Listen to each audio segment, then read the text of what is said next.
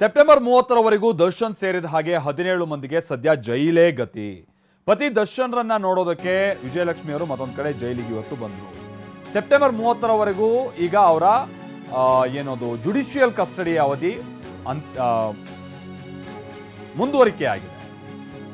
ನ್ಯಾಯಾಂಗ ಬಂಧನದ ಅವಧಿಯನ್ನು ಮುಂದುವರಿಸಲಾಗಿದೆ. ಇದರ ನಡುವೆನೇ ದರ್ಶನ್ ಅವರನ್ನ ನೋಡೋಕೆ ಬಂದಂತ ವಿಜಯಲಕ್ಷ್ಮಿ ಅವರು ಬಹಳ ಭಾವುಕರಾಗ್ತಾರೆ. ದರ್ಶನ್ರನ್ನ ನೋಡಿ ಧನ್ವೀರ್ ಹಾಗೆ ಹೇಮಂತ್ ಅನ್ನೋರು ಅವರು ಕೂಡ ಕಣ್ಣೀರು ಹಾಕ್ತಾರೆ. ಇಬ್ರು ದರ್ಶನ್ರೇ ಸಮಾಧಾನ ಪಡಿಸ್ತಾರೆ.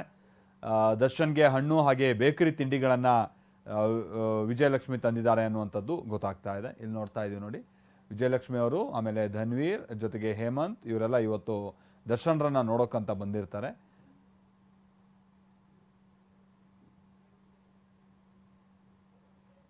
ದರ್ಶನ್ರನ್ನ ನೋಡಿ ಆನಂತರದಲ್ಲಿ ಕಣ್ಣೀರು ಹಾಕಿದ್ರು ಅನ್ನುವಂಥದ್ದು ಕೂಡ ಗೊತ್ತಾಗ್ತಾ ಇದೆ. ಪತ್ನಿ ವಿಜಯಲಕ್ಷ್ಮಿ ಅವರ ಬಳಿ ಜಾಮೀನಿನ ಬಗ್ಗೆ ದರ್ಶನ್ ಅವರು ವಿಚಾರಿಸ್ತಾರೆ. ಜೈಲು ಸಂದರ್ಶಕರ ಕೊಠಡಿಯಲ್ಲಿ 30 ನಿಮಿಷ ಇದಕ್ಕೆ ಸಂಬಂಧಪಟ್ಟಂಗೆ ಚರ್ಚೆ ಮಾಡ್ತಾರೆ ಅನ್ನುವಂಥದ್ದು ಗೊತ್ತಾಗ್ತಾ ಇದೆ. ಧನ್ವೀರ್, ಹೇಮಂತ್ ಮತ್ತೆ ಸುಶಾಂತ್ ನಾಯ್ಡು ಇವ್ರುಗಳು ಉಪಸ್ಥಿತಿ ಇದ್ರು ಅನ್ನುವಂಥದ್ದು ಗೊತ್ತಾಗ್ತಾ ಇದೆ.